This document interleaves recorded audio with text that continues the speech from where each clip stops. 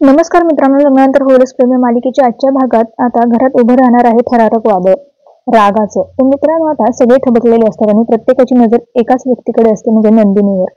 वसू आता रागाने ओरडते. या सगळ्या गोष्टीला नंदिनी जबाबदार आहे. घरात खूप डेंजरस वातावरण तयार झालेलं असतं. प्रत्येकाच्या डोळ्यात राग असतो आणि आश्चर्यही असतं. काव्या उभी राहते, डोळ्यात पाहणे, पण आवाज ठामपणे उभी असते. नंदीला दोष देण्याचा कुठलाही अधिकार नाही, ती स्पष्ट म्हणते. नंदीला या सगळ्या गोष्टीची काही कल्पना नव्हती आणि त्याचबरोबर आनंद निवास विकला जाणार आहे हे तिला आधीच माहित होतं घरात. तर मित्रांनो, आता प्रत्येक याच्यावर जे आहे ते हे होत होतं, पण काव्या ठामपणे उभी राहिलेली असते. काव्या उघड करणार आहे की नंदिनीचा निर्दोषपणा आणि थोड्याच वेळात जे आहे ते आनंद निवासी जे रहस्य आहे ते प्रत्येकाचं भविष्य विष काढून टाकणार आहे. नंदीला समजणार आहे की खोटेपणा मागे एक मोठा प्लॉट होता आणि प्रत्येकाच्या डोळ्यात राग, विश्वासघात आणि आश्चर्य दिसणार आहे. तर मित्रांनो, पार्थला आता एक मोठा निर्णय घ्यावा लागणार आहे. कोणाच्या साईडने तो बोलणार आहे, नंदीला न्याय मिळेल का, हे सगळं पाहणं रंजक आहे. पण तुम्ही मालिका पाहताय का? मालिका तुम्हाला आवडते का? ते कमेंटमध्ये नक्की कळवा. धन्यवाद.